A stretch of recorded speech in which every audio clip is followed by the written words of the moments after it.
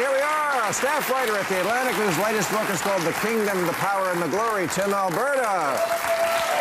She is CNN's chief legal analyst who anchors Laura Coates Live on CNN. Laura Coates.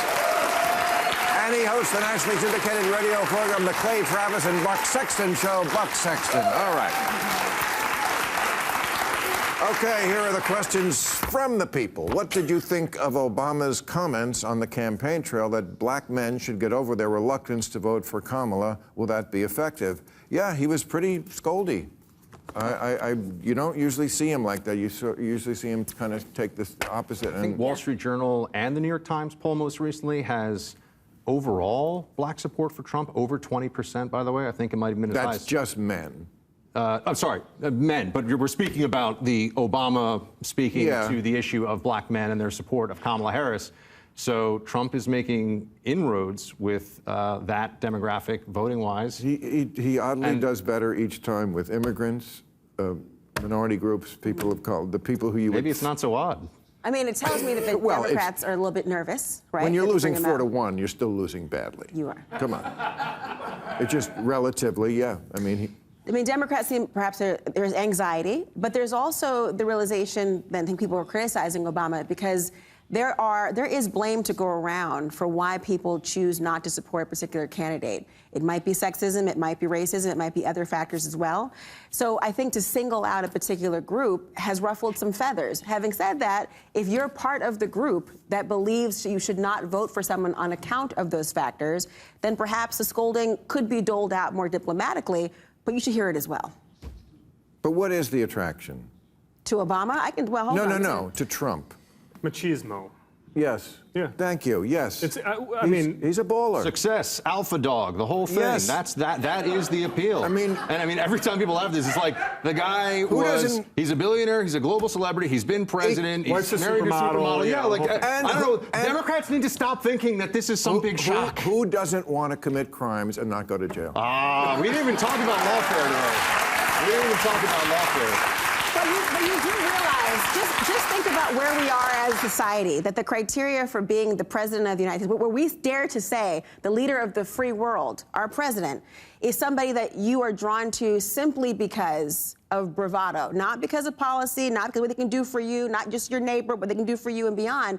That's really that's a devolution of what we think about in terms of what can I just like. On the sexism, racism thing, which we're going to start hearing a lot as the polls get worse for Kamala, the Democrat Party overwhelmingly. Democratic Party. I'm sorry. Democratic I don't know Party. why that's such a burn. I don't know. It's not a burn. I just no, the way but it's like up. all Republicans do that. I don't know why they think that's such a burn. I honestly, I've never heard anyone who cared about it before. This is the first time. Really? Yeah. Really? Yeah. It just seems so. It's just your listeners haven't. I just like maybe a few here and there, but it's kind of a potato situation. I know it, but it just seems I don't give a shit. Okay, but can I? Yes, of course. The point I was trying to make is the Democrat part. It is possible. Sorry, the Democratic Party. It is possible that Kamala Harris just is not good at this, and Democrats recognize that in 2020. And to say racism, sexism right now after the performance she's put on is just preposterous. Right. And many people are voting for the Republican Party for that reason. But that's fine.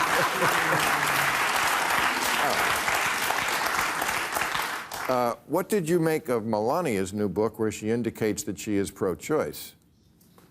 I didn't read that about her book. I read a few things about her book. I don't know why she's putting out a book. I thought she was, she was like super private. I don't care what first ladies think about policy as a rule. Like I don't. That doesn't. I mean, and I don't mean that. Democrat, Republican, first lady, very nice. Hope they do some good charity work. Or first husband dug Em up. No, it's true. They're not elected officials. I don't care what they think about it just because they're married to somebody who's been given a lot of power to represent people. So I would just say it doesn't matter to me. There's a lot of scuttlebutt in the news this week about Doug. Believe all women, except when it comes to one who says that someone hit her across the face. Right. Well, of course, we don't know if that's true. She says that it happened. I'm not saying that it happened. I'm just saying that the standard used to be believe all women. If people don't know what's going on, the Daily Mail is reporting that 3 women that she talked to contemporaneously, which has been the standard very often in these cases, that she said back in, I think, 2011 or something, they were at the Cannes Film Festival. He slapped her. He thought she was flirting with the valet. And he knocked up the nanny, right? That's confirmed. That's confirmed. Yeah. He definitely knocked up the nanny. Yes. That's, I mean. But, I don't know. Nobody ever knows. Toxic masculinity. Okay. What I'm saying is, if this becomes more credible, and we don't know yet. I mean, a lot of the conservative outlets still aren't reporting it. So I wouldn't go after anybody for not reporting it yet, because these things have to be checked out. But if it becomes more credible, certainly on the level of Brett Kavanaugh, which was, that kind of thing was reported by everybody pretty quickly, does the liberal media keep ignoring it? And wouldn't yes, that they will. Well, Absolutely. I think no. Wouldn't that make it look worse? Well, first of all, I think that, just to your point, yes, it is prudent to be cautious about any story that's reported until you have the supporting details so that the audience is able to effectively judge the veracity of a statement. I think it is fair to investigate and look into matters that involve allegations of assault or otherwise. I think that's fair to do so. What I don't think is fair is to, and I'm consistent on this on all accounts, is to tar and feather without more. I think you have to give information to people, and you have to actually do your homework and background. I don't think by not reporting, and I'm not familiar with all of the allegations that are involved here, but I think it is appropriate to investigate, as it is appropriate to be cautious before you simply put something into the ether that has no substantiation. Just to be clear, though. Yeah. Let me ask you. Just politically speaking, this is a problem for the Harris campaign, in large part because she is so ill-defined. We see that in poll after poll after poll for months now, right? Americans are trying to fill in the gaps around her family. This is an issue for the campaign that they're going to have to deal with now in the last, 4 or 5 weeks of the election. And I'm just saying, regardless of whether more people come forward, regardless of what's confirmed or not confirmed, I think that there is now a little bit of blood in the water. The nanny thing was the first drop, and now there's some more. And it's not going to be long now. I can guarantee you that there are investigative teams at the Times and the Post and elsewhere that are looking into this. The Daily Mail also had that he was basically the worst kind of office sexist predator guy. Daily Mail reported on that based on interviews that for people who worked at his law firm. So again, these are allegations. I understand this. I do think it's very convenient that allegations demand more study, demand more evidence when it's really important for a Democrat that we don't all say, hold on a second, this guy seems like a huge jerk, and he is being used as a surrogate on the campaign for masculinity and talking about how great things are. To be perspective here, he is not going to be president, and the guy on the Republic side who's running for president did these things himself. Again, certainly was accused by more. There was so many women who said guilty of. But yeah, he had, in part, at least in one instance, talking about due process in a court of law. It was a civil matter in one instance. It was a criminal matter in another, and you have more pending. So it's not as if that only that grace, so to speak, is afforded to a Democrat. That's part of what the process has been when you're looking at, as you call, lawfare of someone like Trump and many other Republicans and Democrats alike who have had accusations floated and have had to confront them. Well, for example, there was mountains of evidence against Hunter Biden, and we were told, hold on. The guy broke a whole bunch of different laws and actually should have gone to prison for a long time, but he was Joe Biden's son. No, he stood trial. He stood trial after the political pressure was ratcheted up so much when they had already let a number of the most serious crimes, including money laundering, lapse from the statute of limitations. But hold on the lawfare thing, because this is important, we didn't get to this at all today. What is more likely, that Donald Trump went almost 80 years of his life never once having a criminal indictment because he's a guy who...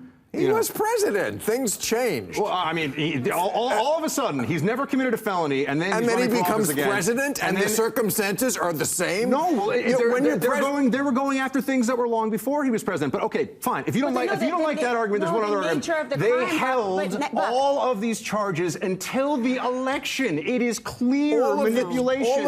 All the indictments. Until the election. All of the charges except the dressing room Which they one. extended the statute of limitations, and then she was funded. The whole thing was a hit. All the other ones have to do with he was in office. Right. He was the president. He asked not for the civil trial for Trump. I mean, there was a civil thing with the Trump Foundation. There are so many that it's hard to know what The we're nature of the talking about. investigations dealt with factual allegations that surrounded his term in office and beyond. Yes, there is a reason he was never investigated for having interfered with the presidential election, because he wasn't running. You also can't have it both ways, because when the House moves to impeach Trump on January 13th, the cry from the right is, where's the due process? Why are you moving so fast? What's the deal? But then when Merrick Garland chooses to take his time and be deliberate in bringing these indictments, Republicans are saying, oh, you're dragging your feet now to wait until it's election season. So which is it? I hope you do sports betting or something, because the idea that a number of these different cases, all of these charges involve conduct that was all of them. There's all these 4 different criminal cases, at least 4 years ago.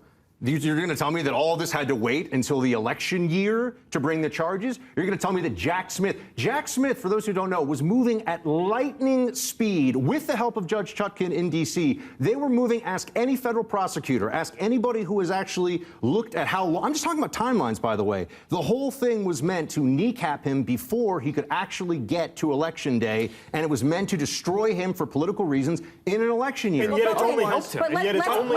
It is the biggest own goal the Democrats have ever had in their lives. Buck, let's ask a federal prosecutor. One's here. One of the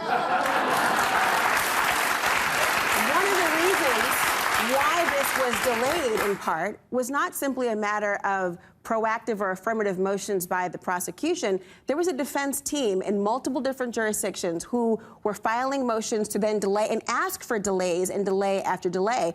If the calendar had been such that what the prosecution alone wanted, you would have had earlier resolution, at least in the form of trial, not necessarily a conviction, but he's filed motions to defend himself, and that has also delayed the calendar. I don't know, but hold on. There are 4 different criminal proceedings against Donald Trump, okay? 4 of them. Yeah. And he has defended himself. There's New York, there's D.C., there's Atlanta, there's Florida. Florida's been tossed out, by the way, so that's what a great trial, that's what a great case that was. These were all a real Trumper of a judge. But you can't have it both ways. I mean, Judge Chutkan clearly hates Trump and was sending January 6th, some of them non-violent detainees into the prison system for like 18 months. Can I ask you a more philosophical question? Sure. Because there are people who are watching this who, I know people, because I live in Los Angeles and Hollywood and all that, and they will say, why are you even talking to him? And I have no patience for people like this. They can kiss my ass. I will talk to you all day. First of all, half the country agrees with you.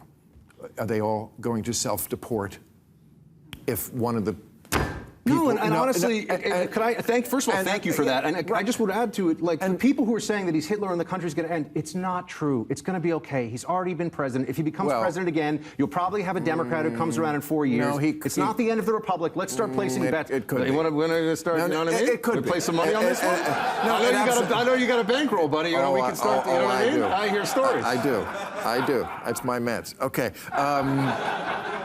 Well, first of all, he could. Absolutely. He's too erratic. There's just no way you can say he's not going to do this or not going to do that. But he's not going to destroy the country. He's going to do a great job, actually, but you don't agree with me on that. What's your definition of destroying the country? Is sabotaging the peaceful transition of power the hallmark of American democracy? Is sabotaging that not in service of destroying the country? I mean, how else would you define it? Joe Biden became president and has had 4 years, and the country has marched on, and everything has been fine. And the January 6th, which we didn't talk about, I know there's a lot of things to talk about.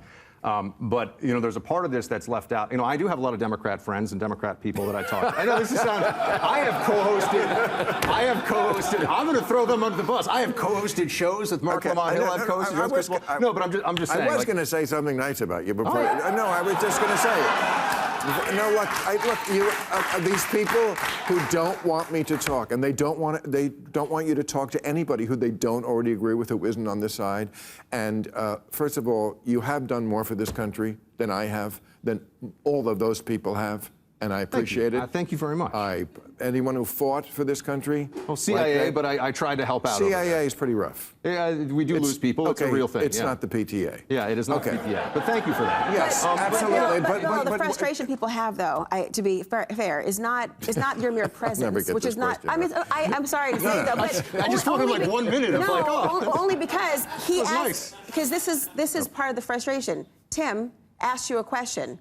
You didn't answer it. I was about to, actually. No. No, I mean, I can. That was the frustration. He asked you, what was your definition of destroying the country? Is there a certain standard? I mean, that's a pretty broad question, to be fair. I mean, okay. Oh, well, welcome to the land of broad. Right. And that's the frustration.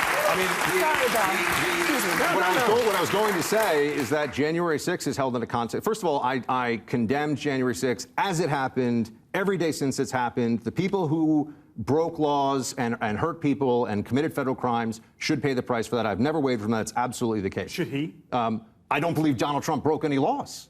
What is the law that Donald Trump broke? And by the way, whenever I say this to people, they look at me and they say, that's a problem, perhaps, with the law. Okay, and but I mean, I'm not even talking about January 6th itself. To me, that's a bit of a red herring. The thing that he did so wrong is the thing he still does every day. He still has not conceded that election. He did not concede that election, and you are fomenting something in this country that is unprecedented.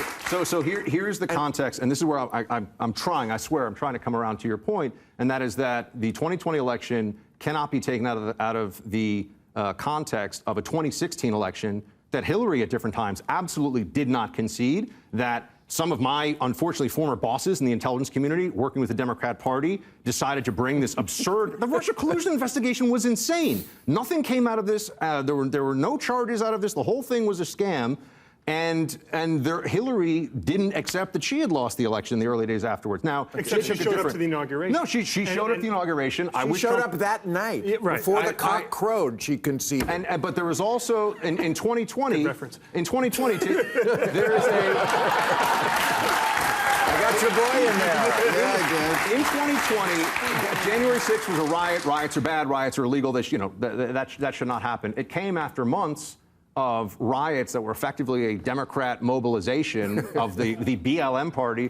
Well, I mean, I was on my block, and people came around, and they shattered all the windows, they stole stuff, and yeah, this is for social justice. And then there were people who were boarding up their stores because they were afraid that if Donald Trump won that election, then in cities across America, there would be rioting. So the election was effectively held under a degree of duress to begin with, and Democrats were all in favor of the riots, not only in favor of the riots that were going on, but we had the public health experts during COVID saying, oh, it's so important that we have these lunatics running around breaking things and lighting them on fire, that all of a sudden the public gathering statutes or the public gathering bans don't matter. When did Fauci make that comment? I mean, when are these experts you're talking about? This absolutely happened. I mean, any of you can go check it out. This absolutely. Mayor Bill de Blasio said it. I mean, this absolutely. It was one of the things that's exhausting, frankly, is that, and this is real, is that over talking does not make your argument more persuasive.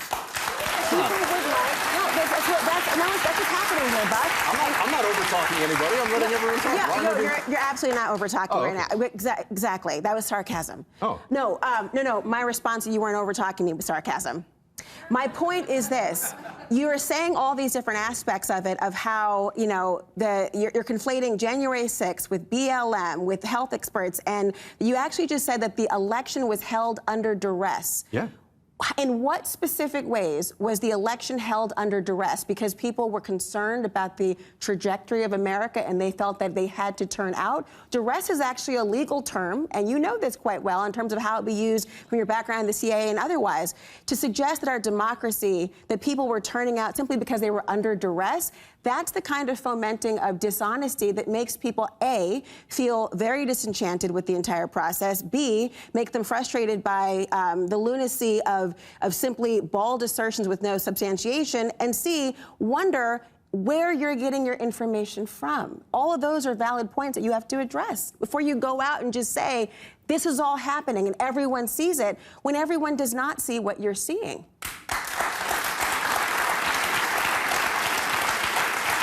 So I may respond.